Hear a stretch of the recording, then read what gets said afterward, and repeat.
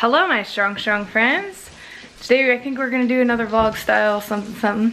We got a lot of fun stuff coming up, but I wanted to show you that my protein just sent me a package. Sorry, it's kind of scattered all around right now. But the most important thing about this is, where'd it go? I just took a picture with it. My favorite thing, the cookies are back in stock on the US site. So they haven't restocked them in a little while. I think they're just running out so much, but as I'm recording this, they are back. So these are the best. If you don't already know, now you know. The macros are nuts. I think one cookie is 20 carb, 37.5 grams of protons. How could you say no to that? If you click down below, I have a discount code and you can use my links. And then I can get at least 3 cents from your purchase. And Ryan's making us steak. Chef Rye Guy hooked up some steak and eggs and some hash. Thanks. We're currently at Squamish Barbell, or I think CrossFit Squamish, and we're watching a powerlifting meet, and I made some new friends here. So here's Alicia deadlifting. We have to go through axe soon, so we have to leave unfortunately, but congratulations on your meet, Alicia. It was so fun watching you. There you go, the hole is plenty.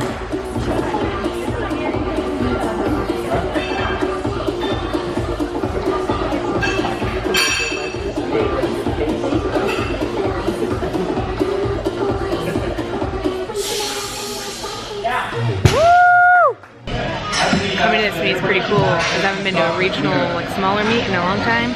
There's an 11-year-old competing. The future of powerlifting. It's so exciting to see someone so young competing, and her 14-year-old sister is also competing. So I'm trying to be adopted into that family. Second row deadlift, 47.5 kilos. This is crazy.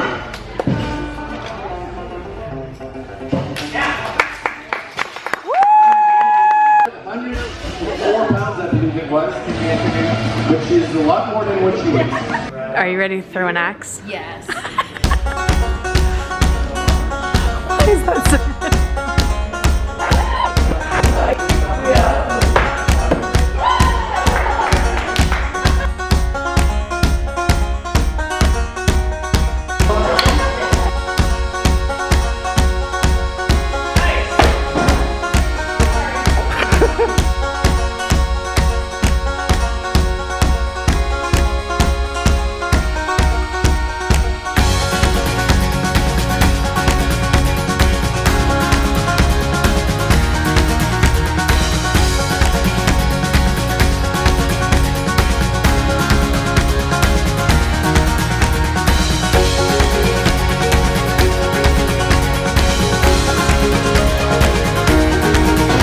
Oh God.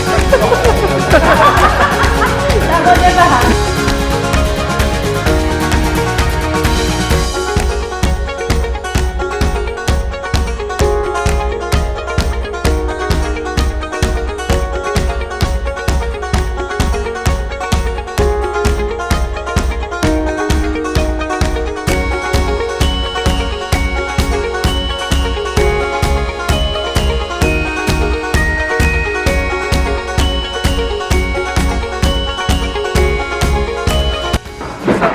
Strong friend. Burritos. That's it.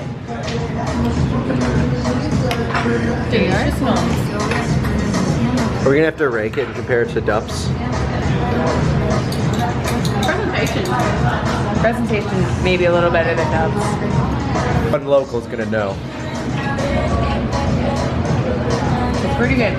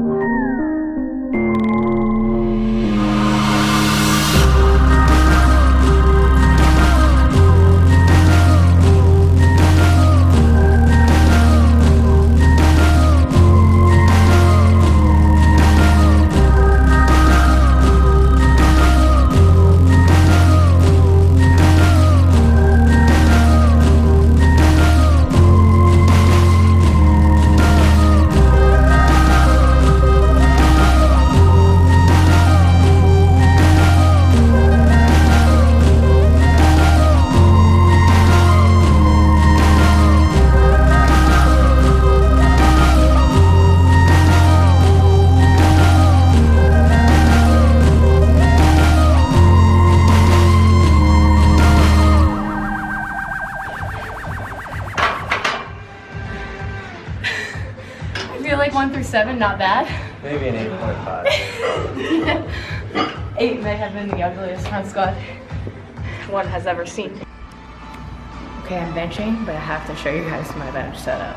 Anytime I go to any gym, I always have a problem with the bench press setup. Usually, benches are typically set up for men to bench, and there's static hooks, J hooks. So Like they're in a fixed position. on any like fixed bench press, the static J hook, the top one, is always too, I can never reach, I can never unrack it. And the bottom one is really just like a safety J hook. So it's literally, I would have to unrack it from here, which is impossible to do once I get to like 65%. I just can't. Well, it'd be here. It wouldn't be there. Like, It'd be dead here. rack it. Yeah, it would be like here. So I create this setup.